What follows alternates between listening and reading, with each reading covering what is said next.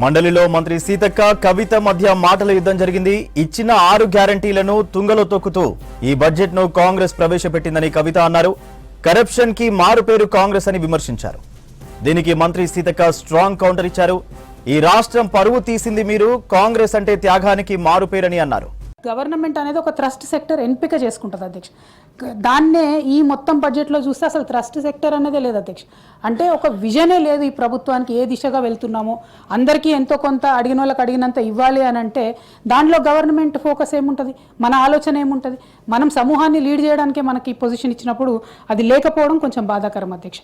అది లేకపోగా ఎంతసేపు క్రితం ప్రభుత్వం చేసినటువంటి అప్పుల వల్ల మేము ఏమి కూడా కార్యక్రమాలు చేయలేకపోతున్నామని ప్రతినిత్యం చెప్తా ఉన్నారు అధ్యక్ష. ఇవాళ మా అభ్యంతరం ఏంటంటే ముఖ్యమంత్రి గారు నేను కనీసం నెలకు 500 కోట్ల రూపాయలు కూడా ఖర్చు పెట్టలేకపోతున్నా అని అద్భుతంగా కూర్చొని అబద్ధాలు చెప్పినారు అధ్యక్ష. అప్పుల విషయంలో ఇట్లా పదే అబద్ధాలు చెప్తే నిజంగా ముఖ్యమంత్రి గారికి ఇవాళ రేపు గిన్నిస్ రికార్డు కూడా ఇచ్చినట్టు ఉన్నారు అధ్యక్ష. ఎందుకంటే చెప్పిన అబద్ధమే మళ్ళా చెప్తున్నారు అధ్యక్ష. 2008లో వైఎస్ రాజశేఖర రెడ్డి గారి హయాంలో ప్రాణహిత చెవెల పేరుతో ఈ ప్రాజెక్ట్ ని ప్రారంభించుకున్నారు అధ్యక్ష. ఎంత దారుణం అంటే అధ్యక్ష, హెడ్ వర్క్స్ లేవు, మహారాష్ట్ర పర్మిషన్ లేదు, సిడబ్ల్యూసి పర్మిషన్ లేదు. మళ్ళీ ఇంకా విచిత్రం ఏంటంటే అధ్యక్ష, ఆ టైంలో కేంద్రంలో కాంగ్రెస్ ప్రభుత్వం, మహారాష్ట్రలో కాంగ్రెస్ ప్రభుత్వం, ఉమ్మడి ఆంధ్రప్రదేశ్లో కాంగ్రెస్ ప్రభుత్వం, కానీ కాంగ్రెస్ సమన్వయం చేసి ఈ ప్రాజెక్టుకు మాత్రం పర్మిషన్ ఇవ్వలేదు అధ్యక్ష. ఇవ్వకపోగా 2013లో పృథ్వీరాజ్ చౌహాన్ గారు అప్పుడు సీఎంగా ఉన్నారు అధ్యక్ష మహారాష్ట్రకు. 2013లో వాళ్ళు లెటర్ రాసినారు అధ్యక్ష. ఈ డబ్బులు కూడా మీరు పెట్టకండి అని కూడా చెప్పినారు, కాలువలు దవ్వుతున్నారు అనవసరంగా అని చెప్పారు అధ్యక్ష. అయినా సరే అప్పటికే కాలువలు దవ్విండ్రు, మొబిలైజేషన్ అడ్వాన్సులు తీసుకున్నారు, అవన్నీ జరిగిపోయినాయి అధ్యక్ష. ఈ సంవత్సర కాలంలో కేసీఆర్ గారు 10 ఏళ్ల కాలంలో 4.22 లక్షల కోట్లు అప్పు చేస్తే మీరు ఒక సంవత్సరంలో 1.5 కోట్లు అప్పు చేసినారని ఆర్బీఐ పేపర్లు బయటపెట్టిన తర్వాత వారు అసెంబ్లీలో ఒప్పుకున్నారు అధ్యక్ష. మొన్న ఏమన్నారు, 1,58,000 కోట్ల అప్పు నేను తీసుకొచ్చానని చెప్పి ఒప్పుకున్నారు అధ్యక్ష. ఇక మేమేమన్నా గట్టిగా అడిగినాం అనుకోండి అధ్యక్ష, మా యువకులకు ఇస్తా అన్నది ఏమైంది అంటే యువ వికాసం పేరుతోని కాంగ్రెస్ కార్యకర్తలకు 6,000 కోట్ల రూపాయలు ఇస్తామని మొన్న బహిరంగంగా ముఖ్యమంత్రి గారు ప్రకటించారు అధ్యక్ష. సంతోషం అధ్యక్ష, మా ప్రజలకు ఇవ్వకున్నా సరే, మీ గెలుపు కోసం కష్టపడ్డ కాంగ్రెస్ కార్యకర్తలకు ఇచ్చుకున్నా సరే మీరు ఇచ్చుకోండి 6,000 కోట్లు. యువ వికాసం అంటే కాంగ్రెస్ వాళ్ళే అంటే మేము దాన్ని కూడా ప్రజలకు తెలియజేస్తాం అధ్యక్ష. ఇందులో ఒక్కటి తప్ప ఏది ఇంప్లిమెంట్ అయితే లేదు అధ్యక్ష. ఈ మొత్తం 6 గ్యారంటీలను గంగలో కలిపినరు అనేటటువంటి దానికి పెద్ద ప్రూఫ్ అధ్యక్ష ఈ బడ్జెట్. అట్లానే కాంగ్రెస్ మార్క్ కరప్షన్కి, కాంగ్రెస్ మార్క్ కన్నింగ్నెస్కి perfect black and white proof ఈ బడ్జెట్ అధ్యక్ష. Thank you. జై తెలంగాణ. కాంగ్రెస్ అంటే త్యాగాలకు మారుపేరు అధ్యక్ష, కరప్షన్ కాదు.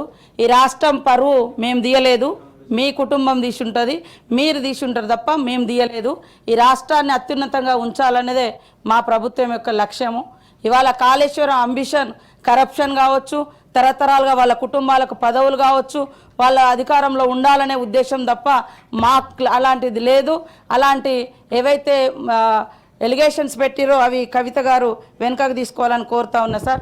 మహిళల గురించి గొప్పగా చెప్తా ఉన్నారు. మొదటి 5 సంవత్సరాలలో కనీసం మహిళలకు మంత్రివర్గంలో పదవులే ఇవ్వలేదు. అభయాస్తం కష్టపడి మహిళలు 500 జమ చేసుకున్న 1,800 కోట్లు కూడా మీ ప్రభుత్వం వచ్చినాక అవి మొత్తం వాడుకొని వాళ్ళను ఎగ్గొట్టినటువంటి పరిస్థితి. పావుల వడ్డీ కూడా మీరు ఇవ్వలేదు, ఎగ్గొట్టిపోయారు. ఈరోజు మేము చేస్తూ ఉంటే ఏం చేయలేదని మాట్లాడుతున్నారు. అదేవిధంగా ఇరిగేషన్కు తగ్గించారు అంటున్నారు. నీళ్లు మొత్తం మీరున్నప్పుడే కాలువలై పారుతున్నాయని అన్నారు. ఇంకా ఇరిగేషన్ ఎక్కడ మొత్తం మీరు కట్టినాం, మేము కాలువలలో నీళ్ళు ఇచ్చినాం, ఇప్పుడు కన్నీళ్లు గారుస్తున్నారు అనడం ఎంతవరకు తప్పు, ఎంతవరకు కరెక్టు? మీరు అన్నారు కదా మొత్తం కాలువలలో నీళ్లు మీరు కాలువలు దవ్వుతాయి, మేమేమన్నా మూసేసినామా సార్? కాలువలు ఏమన్నా మూసేసినామా? అట్లనే కరప్షన్ అంటున్నారు. కరప్షన్ మీ డిఎన్ఏలో ఉంది, మీ పార్టీలో ఉంది. మీరు ఇష్టానుసారంగా ఎస్టిమేషన్స్ పెంచి మీరు దోసుకొని తిన్నారు, మేము కాదు. అదేవిధంగా నోటిఫికేషన్ల గురించి మీరు ఇచ్చిన నోటిఫికేషన్లు ఎవరు అడ్డుకున్నారు సార్ ఉద్యోగాలు ఇవ్వకుండా? మరి ఇప్పుడు ఎట్లా అవుతున్నాయి? ఇవాళ 59,000 ఉద్యోగాలు ఇచ్చినటువంటి వాస్తవాన్ని కూడా మీరు గుర్తించలేకపోతున్నారు. ఇవాళ కారుణ్య నియామకాలంటే చనిపోయిన వాళ్ళ గురించి కనీసం మీరు పట్టించుకోలేదని నిన్న మాట్లాడండి సీఎం గారు. 7-8 సంవత్సరాల నుంచి పెండింగ్లో ఉంది. మేము ఆశలను పిలిచి ఆశా వర్కర్లను ఎట్లా కొట్టిరు, ఎట్లా సూదులతో గుచ్చుతారన్నారు, ఇవన్నీ ఎట్లా మాట్లాడారు? కాబట్టి అవును మీరు అన్నీ చేస్తే మరి మిమ్మల్ని అందరూ అక్కడ ఎందుకు కూర్చోబెట్టిరు? ఇవాళ 1% తోటే అంటున్నారు. మీరు అధికారంలోకి వచ్చినప్పుడు 63 సీట్లు వచ్చినాయి. మీరు అధికారంలోకి వచ్చేటప్పుడు 63 సీట్లతో వచ్చారు, ఇప్పుడు మేము 65 సీట్లతో ఉన్నాం. ఇంకా మీరు వస్తేనేమో గొప్పగా అధికారంలోకి వచ్చినట్టు, మేము వస్తేనేమో తక్కువతో అధికారంలోకి వచ్చినట్టు ఎట్లయితే సార్? అధికారం అనేది అధికారమే, సీట్లు ఇచ్చిర్రు. అదే అంటున్న వాళ్ళు ఎంతసేపు మేము గొప్పోళ్ళం. అరే 10 ఏళ్ళల్లో మీరు 10 ఏళ్ళల్లో ఎన్ని ఇళ్ళు ఇచ్చిర్రు? మీరు ఫస్ట్ సారి 10 ఏళ్ళలో వచ్చినప్పుడు 10 ఏళ్ళల్లో అరే మేము ఇయ్యలే, ఉమ్మడి రాష్ట్రంలో అది సరిగా జరగలేదని తెలంగాణ కోసం కొట్లాడి తెచ్చుకున్న తెలంగాణలో మీరు అద్భుతాలు చేస్తా అన్నారు. మీరు మొదటిసారి ఏం చెప్పిర్రు? ఇల్లు సింగిల్ బెడ్రూమ్లు, చిన్న ఇల్లు ఎక్కడ పడుకుంటారు అది అని చెప్పారు. మీరు వచ్చిన తర్వాత ఇల్లే ఇయ్యలే. మళ్ళీ లాస్ట్కి మొన్న 2023లో ఎలక్షన్ల ముందు ఇచ్చిర్రు 5 లక్షల 7 లక్షలతో ఇల్లులు కట్టిస్తామని చెప్పి ఆ ఇల్లులు కూడా 3 లక్షలకు తగ్గించారు. 3 లక్షల ఇల్లులు కూడా 3 అంతస్తులోకి ఇస్తే అందుకనే మిమ్మల్ని ఇళ్లలో పంపించారు. కాబట్టి ఈ రకమైన మేము వచ్చి 1.5 ఇయర్ కూడా అయితలేదు. పదే ఏమైంది? మేము ఫ్రీ బస్ ఇస్తే మీరు ఓర్వలేరైతురి, మేము ఇల్లు ఇస్తే ఓర్వలేరైతురి, మేము ఉద్యోగాలు ఇస్తే ఓర్వరైతురి. పదే ఈ రకమైనటువంటిది. ఇవాళ మరి మీరు ఒక పథకం పెట్టిరు, అన్ని మీరు ఇచ్చిన పథకాలను మేము ఇవాళ రాజీవ్ యువ వికాసం పెడితే ఎందుకు మీకు అక్కసు? ఇవాళ బడ్జెట్ లో అదే ఇంటికో ఉద్యోగం అని చెప్పారు. అదే విధంగా 100 కోట్ల బడ్జెట్ లో పోయిన బడ్జెట్ లో 2019 బడ్జెట్ లో ఏది నిరుద్యోగ భృతి ఇస్తామని కూడా బడ్జెట్ లో 100 కోట్లు కేటాయించి కూడా వాళ్ళు ఇవ్వలేదు. ఇట్లాంటి ఎన్నో ఉన్నాయి.